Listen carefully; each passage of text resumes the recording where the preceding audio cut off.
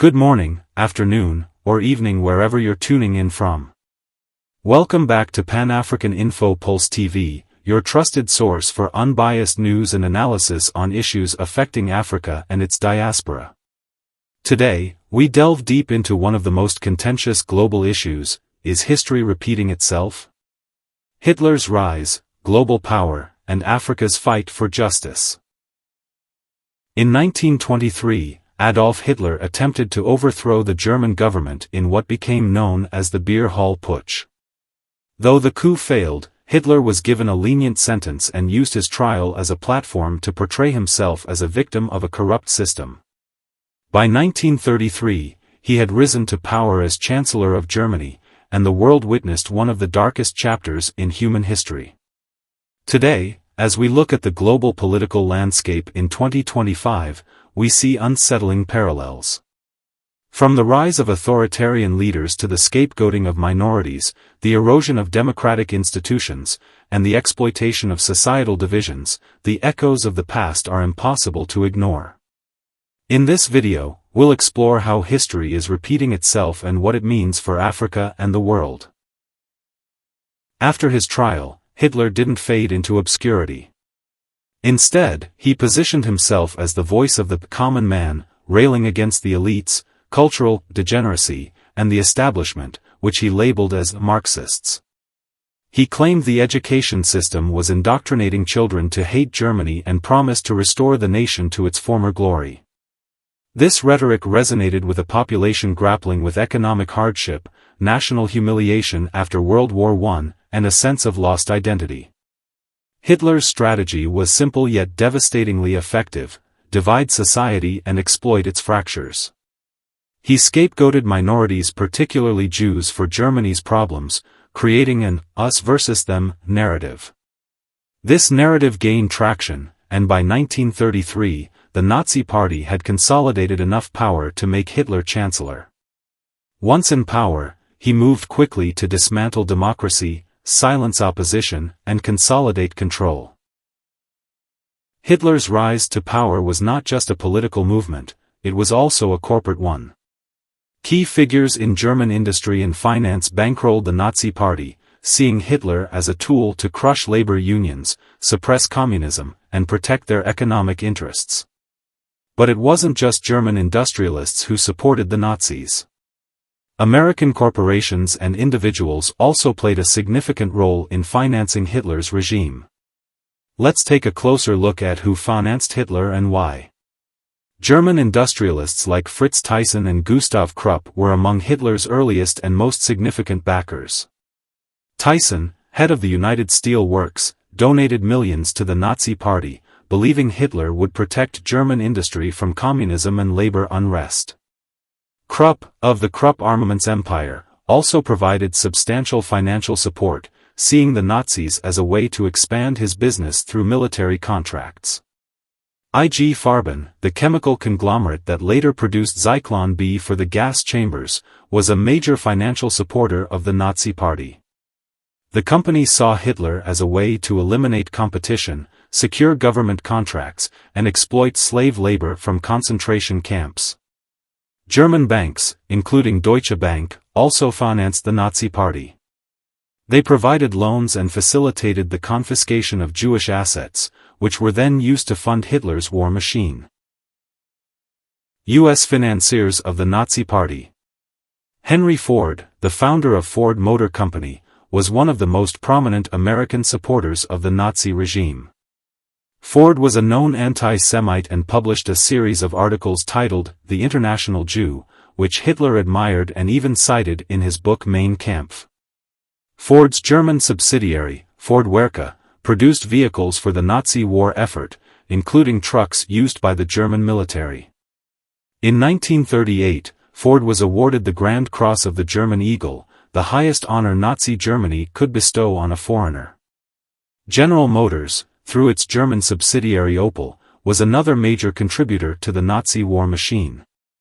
Opel produced trucks, aircraft engines, and other military equipment for the German army. GM's collaboration with the Nazis was so extensive that the company was accused of using forced labor in its factories.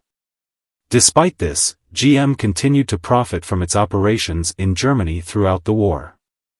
IBM, the American technology giant, provided the Nazis with punch card machines that were used to track and manage their victims during the Holocaust. These machines were essential for organizing the mass deportation and extermination of Jews, Roma, and other targeted groups. IBM's German subsidiary, Die Hamag, worked closely with the Nazi regime to customize its technology for these purposes. Standard Oil, now ExxonMobil, played a crucial role in fueling the Nazi war machine. The company supplied the German military with synthetic fuel, which was essential for powering tanks, planes, and other vehicles. Standard Oil's collaboration with IG Farben, the Nazi chemical conglomerate, helped Germany overcome its shortage of natural oil resources. Prescott Bush, the grandfather of President George W. Bush and father of President George H. W. Bush, was involved in business dealings with the Nazis. As a director of the Union Banking Corporation, Bush helped finance German industrialists who supported Hitler's regime. The U.S. government eventually seized the bank's assets under the Trading with the Enemy Act, but Bush's involvement remains a controversial part of his legacy. Why did American corporations support the Nazis? The answer lies in profit and ideology. Many U.S. business leaders saw Hitler as a bulwark against communism, which they feared would threaten their economic interests. Others were motivated by anti-Semitic beliefs or simply saw an opportunity to profit from Germany's rearmament and war economy. Regardless of their motives, their support helped Hitler consolidate power and wage war. The collaboration between American corporations and the Nazi regime is a stark reminder of how economic interests can override moral principles. It also highlights the global nature of fascism's rise, which was enabled not just by German industrialists but by international financiers as well. While Hitler's ideology of racial superiority and territorial expansion is well known, the real motives behind World War II were also deeply economic. Let's break it down. Hitler sought to create a self-sufficient German empire that could rival the global powers of the time. This meant controlling key resources like oil, coal, and iron. The invasion of Eastern Europe and the Soviet Union was driven by the desire to seize these resources and exploit the labor of conquered populations. German corporations profited immensely from the war. Companies like Krupp and IG Farben used slave labor from concentration camps to boost production and profits. The war economy was a boon for industrialists who supported Hitler's regime. Hitler's regime also sought to eliminate economic competition. Jews, who were prominent in business and finance, were targeted not just for ideological reasons but also to seize their assets and eliminate their influence in the economy. Hitler's concept of Lebensraum, or living space, was a key driver of his expansionist policies. He believed that Germany needed to conquer Eastern Europe to provide land and resources for the Aryan race. This ideology justified the invasion of Poland, the Soviet Union, and other territories. Ultimately, Hitler's goal was global domination. He envisioned a world order dominated by fascist ideologies, with Germany at its center. This ambition led to the outbreak of World War II and the deaths of over 70 million people. As we look at the world in 2025, the parallels to Hitler's rise are impossible to ignore. Authoritarian leaders are on the rise globally, exploiting divisions and scapegoating minorities to consolidate power. Let's examine some explosive examples from around the world. In the United States, far-right movements have gained significant traction, targeting immigrants, people of color, and other communities. Politicians like Donald Trump have used anti-immigrant rhetoric to stoke fear and division, much like Hitler's scapegoating of Jews. The January 6 insurrection in 2021, where supporters stormed the U.S. Capitol, echoes Hitler's beer hall putsch in its attempt to overthrow democratic institutions. In India, Prime Minister Narendra Modi's Hindu nationalist government has targeted Muslims and other minorities, using divisive rhetoric and policies to consolidate power.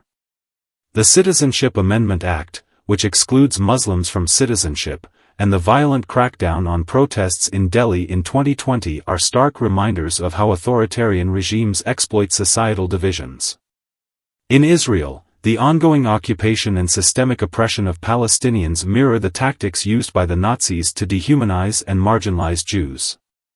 The blockade of Gaza, the expansion of illegal settlements, and the use of military force against civilians are stark reminders of how power can be abused. The international community's silence and complicity in these actions are equally alarming. In Africa, authoritarian leaders are exploiting natural resources and suppressing dissent to maintain power. In countries like Uganda and Tanzania, leaders have used nationalist rhetoric to distract from corruption and economic mismanagement. Meanwhile, foreign corporations continue to extract Africa's wealth, leaving its people impoverished and marginalized. Amidst the global rise of authoritarianism, Burkina Faso stands as a beacon of hope. Over the past 2 years, the people of Burkina Faso have fought tirelessly for a future where justice, equality, and freedom prevail. After a popular uprising in 2022, the country has taken significant steps to reclaim its sovereignty and resist foreign interference.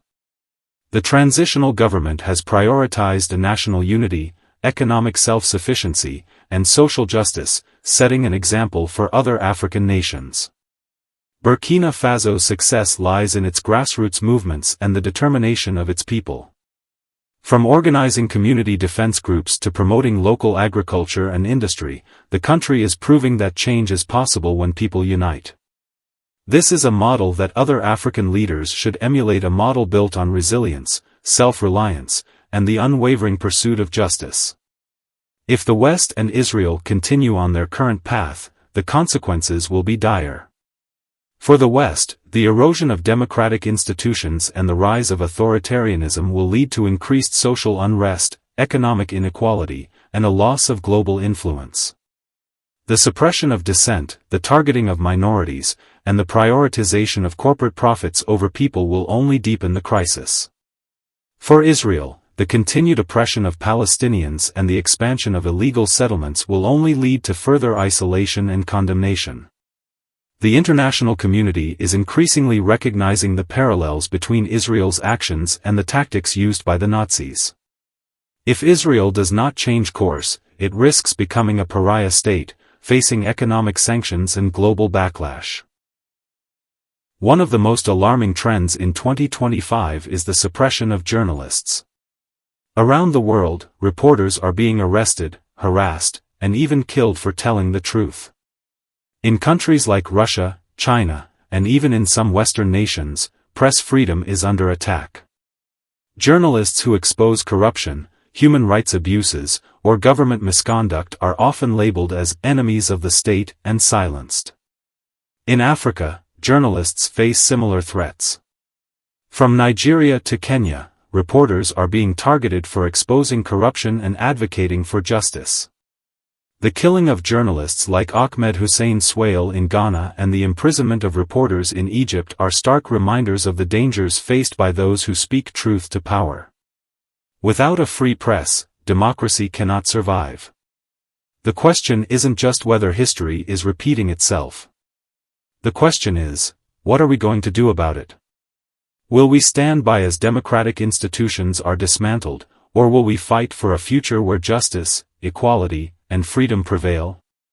The choices we make today will determine the world we live in tomorrow. Share this video, start a conversation, and take action. Because if we don't learn from history, we're doomed to repeat it. This is Pan-African InfoPulse TV. Remember the past. Fight for the future. Until next time, stay informed, stay vigilant, and stay united.